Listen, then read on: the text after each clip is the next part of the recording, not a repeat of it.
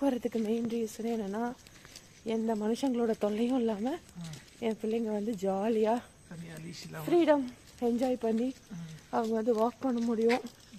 Like மார்னிங்கில் என்ன தான் நீங்கள் வந்து ஃப்ரீயாக விட்டாலுமே வந்து யாராவது ஒருத்தர் வந்துடுவாங்க, டாகை பிடிங்க கடிச்சிடும் அப்படின்னு ஏதாவது சொல்லிவிட்டு.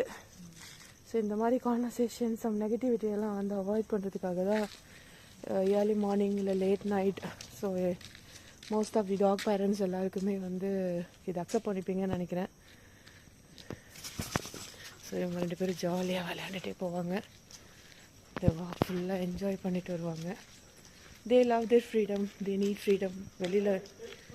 And they have their city friends உங்ககிட்ட விளையாண்டுட்டு. ஸோ இவர் ஜாலியாக தூங்கிட்டுருக்காரு. Hi hi.